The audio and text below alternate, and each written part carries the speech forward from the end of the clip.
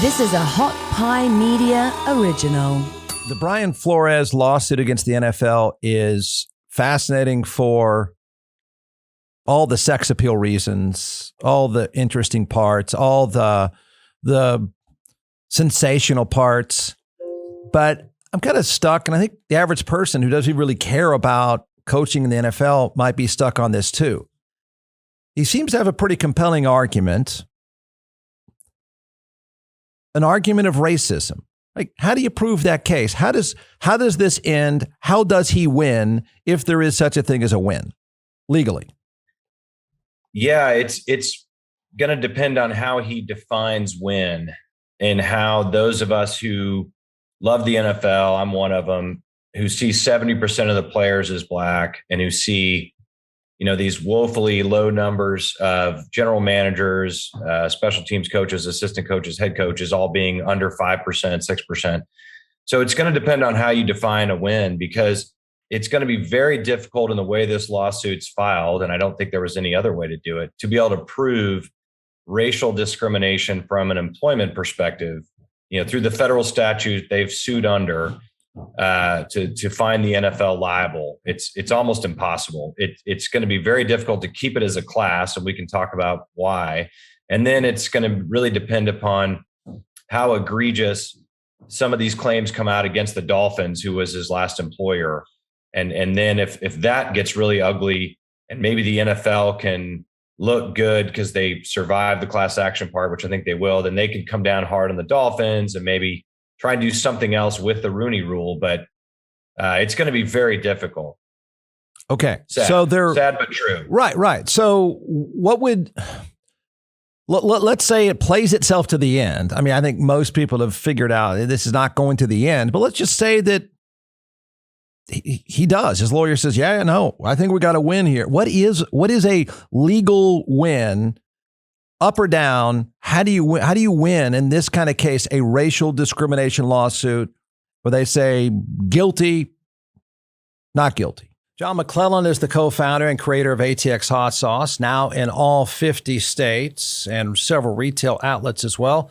So what we're going to do today is we're going to let this social media rock star chef walk us through 4 different sauces, and then I'll taste and we'll tell everyone why they should buy. You can give the science behind these, and then I'll make the simple recommendation. Go to atxhotsauce.com. All right, I don't think anybody's heard the website. Yeah, I know. You, Jeff, but it is atxhotsauce.com. I'll say I got that one right. 45 times, atxhotsauce.com. So let's do it. I brought 4 flavors here, and we're going to test your palate today. Okay. And I only brought 4 because I didn't think you could handle 5 or 6. Yes, probably a smart move. Yeah. And so the first one we're going to try here, it's called Beet Heat. And just like the name implies, it has beets in it. It's made with red Fresno peppers. Red Fresnos are red peppers that are they're hotter than a jalapeno and a little bit less than a serrano. So not super hot here, just a lot of really good flavor. So we're going to start with this one, and then we're going to move up the chain. Okay. I've had the Beet Heat, but okay. Yeah, we're going to try it though. It goes well with a cab. All right, Jeff's savoring Beet Heat. I'll even do it with you, so that should be all right. Now remember, it is hot sauce. Yeah. Oh, it is. It's hot sauce. Trust me, man. Wait, is that one hot to you? No. A little. Yeah. The great thing with the fermentation process is you get a bunch of the flavor right up front. Yeah. And then the heat comes, but then it dissipates pretty quickly, especially with the red Fresnos. This is not a very spicy one, but it is a very tasty one. Goes on great on sandwiches. Beet Heat. Beet Heat. B-E-E-T. Heat. All right. Go to atxhotsauce.com. That's right. Okay. So if they find, in this case, they'd say liable or not liable. Liable. Okay. In the lawsuits filed in federal court is a class action employment suit. So there are 2 major challenges to that, but let's assume they survive, they get it certified as a class action suit. Well, that would mean, if you play that to the end under your scenario, Jeff, that Brian Flores was the lead party of this class, and there were at least 20 or more, presumptively. It doesn't have to be a magic number for a class, but typically you need probably about 2 dozen. So you'd have that many other assistant coaches or head coaches, people who are African-American who are claiming we were candidates and we were racially discriminated. If there's evidence there that the NFL specifically engaged in intentional conduct that was that was motivated as discrimination and kept them from advancing when they otherwise would have, then what you can see under this type of lawsuit is specific, like injunctive relief. So you can enjoin the NFL from practices they have now, and then you can propose change, and then you could craft a settlement that's not necessarily monetary settlement, although you could pool money in, for example. There's lots of creative things you can do if you could get to that point.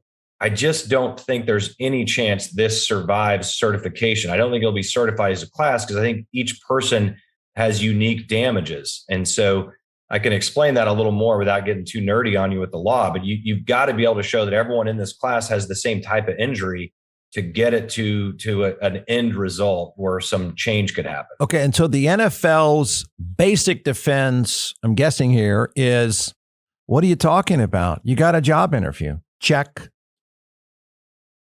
Yes. So their specific defense in the court of public opinion is going to be, look, we're doing everything we can. 16 years ago, we came up with this awesome idea, thanks to Mr. Rooney for the Steelers, who's now deceased, that we're going to really encourage teams to promote so we're asking you to interview African-American candidates for positions, but that's an aspiration. That's not a law. It's a rule, quote unquote, but it's not, you can't enforce that. Thanks for listening. You can find more episodes and all of our other Hot Pie Media originals baked fresh daily at our home online at hotpiemedia.com, the Hot Pie Media YouTube channel, or wherever you listen to podcasts.